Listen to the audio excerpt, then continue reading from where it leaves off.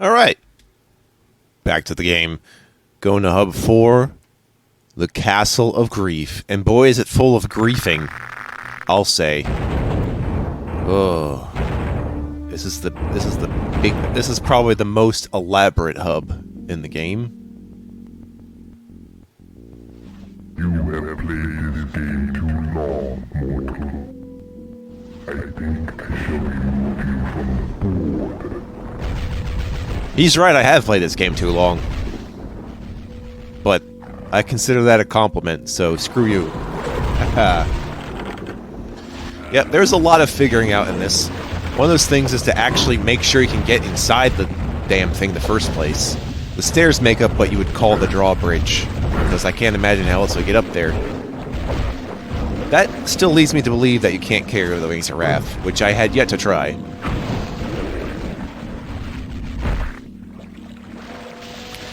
Yeah, so when it comes to prioritizing, maybe focus on those faraway mages first. Or actually, you know what? I think the Stalkers should be prioritized. They're kind of assholes right now. And the mages. There's probably also an occasional serpent firing at me, too. One thing to note is there's a lot of serpents in cages around. But if you don't notice them, you will when you get on top of this thing. But yeah, in this hub, there's like 2 areas. And then that second area has a couple other areas inside it. It gets strange. Not to mention the secret area, which is possibly the best one. If it weren't for Hub 5's secret area just being like, you know, a stash of stuff. Anyway, right now, if you want to get into what's called, what is it? The Gibbet? Somewhere you have to go. You need to get 4 gears and put them in this clockwork place to turn the clock on, which will activate the ability to go there. Or you can just take the portal to this other place now and come back. But I'm going to do this stuff now in this video. And then other place you'd have to get 2 books to take into the place that you're getting the gears for anyway. It gets a little crazy, I assure you. So, however you approach this hub, alright, but the way I've done it really has nothing to do with character variety, so they're all going to take the same route. That's a downer, I know. Maybe you've also noticed... I don't know what else I've noticed. Oh yeah, we have those stakes again. In Civi's playthrough, he took them out until he realized it got fixed, but hey, you know, you still pretty much dodge those stakes. They never become a problem. I don't know, man. It's just there to keep you on your toes, or not your toes. Hopefully your toes are not on those things. They're sharp and impaly. How y'all's today? I was doing a thing today. Whenever I'm in between stuff, or more accurately, when I'm tired of speaking for a bit, or I don't exactly have the time yet, but I'm kind of doing background stuff, like working on my channel or some other computer sorting stuff, the organizing of the files. I was working on some Wii mod stuff, and I got it to work. Long story short, Mario Kart Wii mods could happen on this channel now. That's right. I'm not going to say when, because I have a lot I'm going to do. But probably to complement the many Mario Kart long plays I've done in the past, we can have Mario Kart Wii stuff. It's not real, none of it is official. Like, these are not official, like, you know, it's not like having a ROM hack. It's more like people made custom tracks and people put them into compilations and we play them as cups.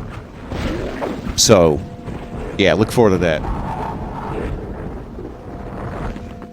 But also, I also just realized I don't have to worry about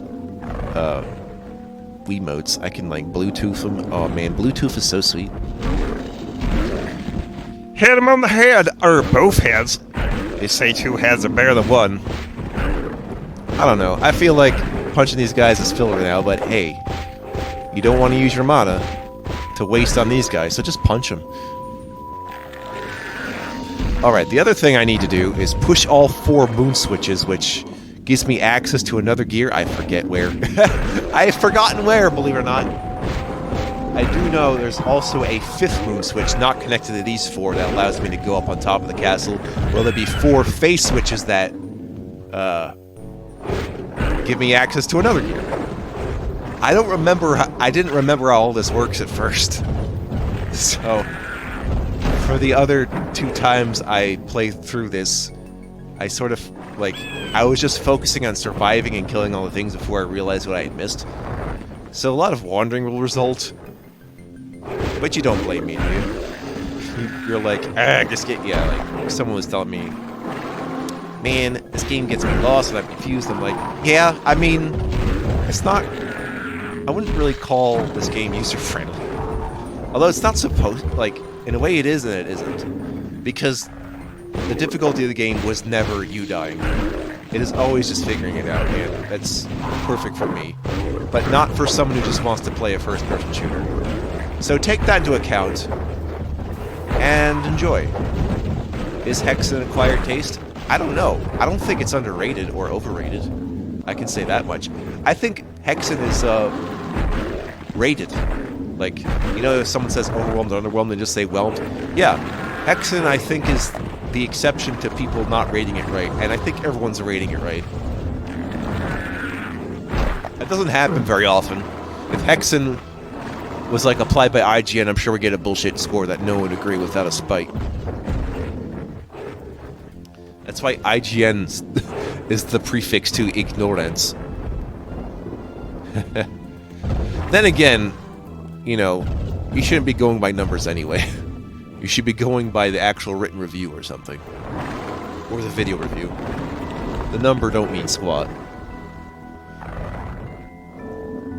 Although, giving, like, opinions on the categories where they do, like, you know, graphics, gameplay, hookability, those things are worth discussing, even if the numbers on them are not. I gotta say, though, can we bring hookability as a category back? You realize that's just another way of saying the game's addicting, and I feel like that needs to be taken into account, especially with all the mobile games. I bet hookability is always constantly a 10 on those suckers. Oh yeah, these things are gonna fire forever in the center. You can safely just, if you're behind a pillar, you don't have to worry about them. But if you're in the spaces between them, I would sort of worry. This is really a non-issue as long as you've run in there, gotten the gear, and left. Ah, Metal Gear! Yes, I purposely destroy the armors. Not that I think it ever does anything. You know, I haven't used those boots yet. Gotta use those boots in the world. Anyway, if you haven't gotten all your, segments of your number 4 weapon, go to the secret level here and get them. Otherwise, you'll have to rely on getting them in the final hub. And by that point, you've wasted most of the game not having it. Oh man, again, if you think the level design for this is crazy, when I get to Death Kings and the Dark Citadel someday, it'll be like, oh no, give me the original back! This is insanity! I'm like, yeah, I know, right? Oh! Well, at least I now know why there isn't that much Hexen custom content. But that's no excuse for not having Heretic custom content. We really shafted that, didn't we? We need more Heretic level packs. I'll vouch to that. I learned of a Kickstarter today, a game that did not meet its Kickstarter, but it looked like, I forget what it was called, like Domo's Tale or something. It's basically a tribute to Super Nintendo games. So elements of Yoshi's Island and Kirby, and I even saw some like Mode 7-esque backgrounds. I'm like, yeah, that's good. The only reason it didn't get, I guess no one really knew about it, so I think the game could have succeeded if there was enough money behind it, in my opinion. Unfortunately, that is the crowdsourcing game, as you're depending on the kindness of others, not to mention the fact that they even see that they need to do it, so I bet maybe... I'm not really the one to help market your game, though. I think someone asked me to do that one time. Just one time, but it was like... I would call it itch.io quality game, which is not to call it an insult, but it's not really the kind of thing I purport. It was a good project, though. Oh well.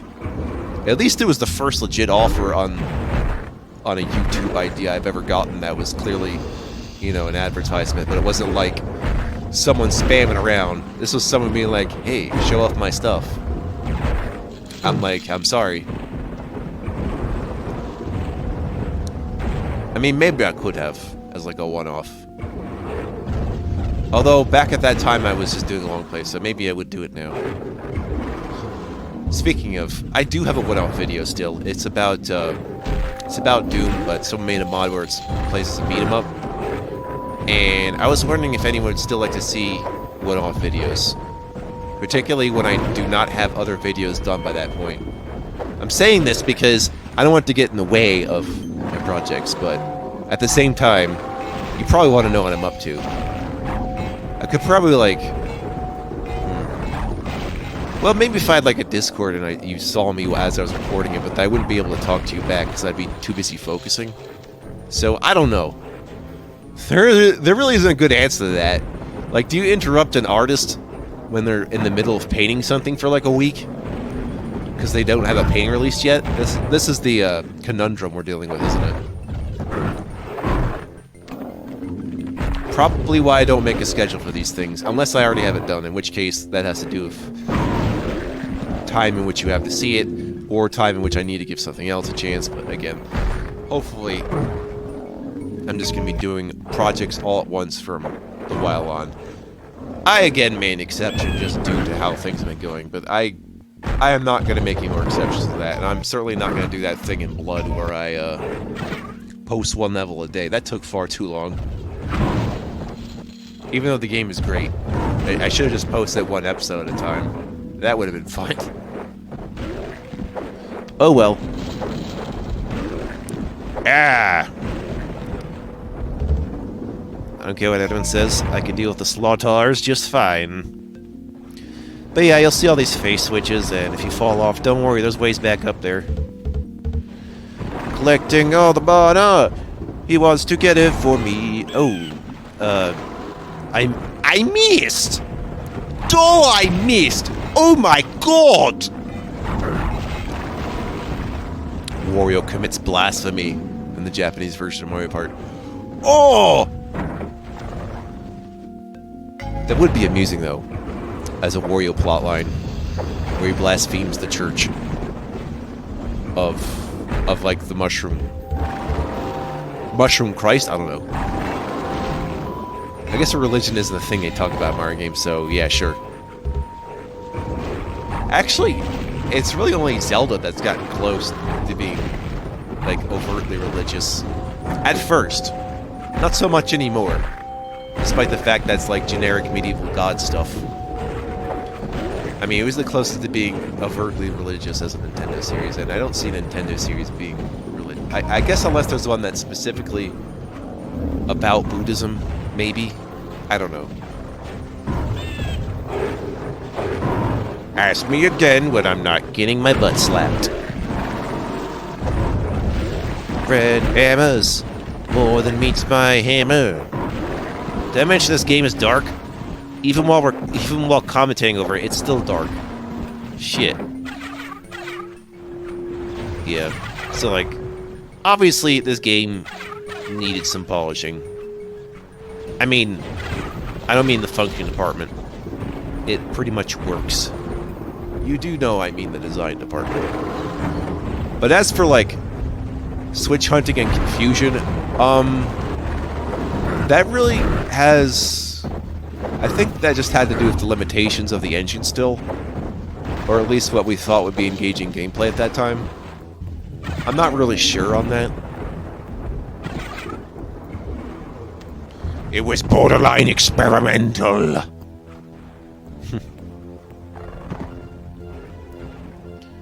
Yeah. Do these mana look like dodecahedrons to you or something? Or actually, no, I think they're just D6s, right? Yeah. I would like to have dice shaped like these mana, please. Also, do you say mana or mana? What's your persuasion? It's hip to be a mana. Yes, Secret of Mana as opposed to, hey yo, you wanna play some Secret of Mana? Be like, yes. Yep, that's right, there's bottomless pits in these corners. Absolutely ridiculous. Actually, you know another easy way of knowing it's a bottomless pit? Because if you don't hear your character screaming, you'll still fall, but you'll just get hurt by fall damage. If you hear the scream, that means the pit's bottomless and you're done. Something that happens in Night Fury, where if your character, what's her name, is gonna fall, it'll just say you're gonna die while you're falling into nothing, and it just slows it down and asks you to be like, yeah, you should probably load your last save. I kind of like that. As opposed to just let me die. It's just like, yep, let me just stop you right there because you screwed up. Want to start again while you die slowly? I don't know, Mr. Man. That's right. I've brought back Mr. Man into Hexen. Damn you, Mr. Man. Duh. Oh, joy. Yeah, Hub 4 require the most work. Believe it or not. How is that guy who did Ripley's Believe It or Not that was also on The Adventures of Lois and Clark? Because I have no idea. Also, isn't like Ripley's Believe It or Not, in a way, sort of the only mainstream competitor to Guinness Book of World Records? I tend to think so. Believe it. I can't believe reality shows are still a thing. When you have YouTube videos of people just taking videos of their life. Yeah, when you have vlogging, what use are reality television shows? That's what I don't understand. An argument that never needed to come up, but has come up anyway. Because demographics are dumb. It's all just a way to say, how can I get the most money or interest out of people for my own purposes? Where it's just like, yeah, I'm going to sacrifice my integrity to appeal to everybody. You can fool some of the people all the time, and fool all the people some of the time, but you can't fool all the people all the time. And perhaps most certainly you can fool some of the people some of the time. At most. I'm told the soundtrack of this game, sometimes the tracks for levels are just like the other half of another track. So like it was recorded as one track and split into halves and used in different parts of the level. This is bullshit. I don't know how I'm supposed to go through this without getting hit, so I'm getting hit. No, this bullshit! I did not hit her. I did not. Oh, hi, Mark.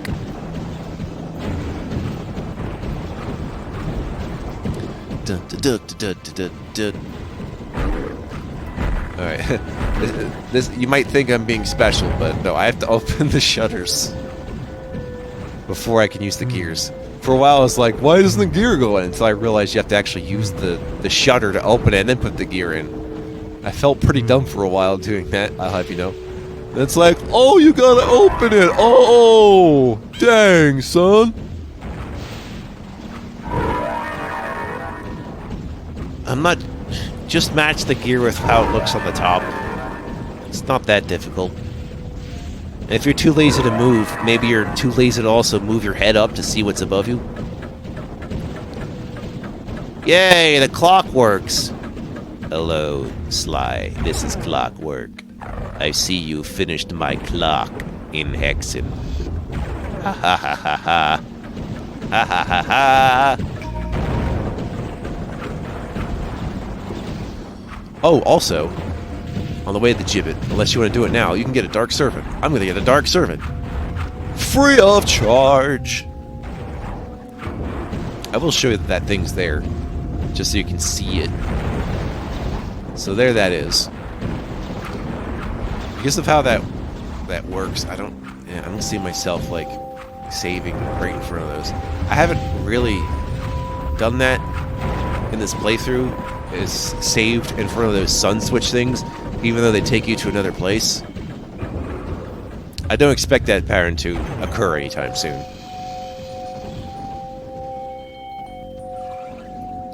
Anyway, let's go to the Forsaken Outpost after this video, and after I punch this guy in the head,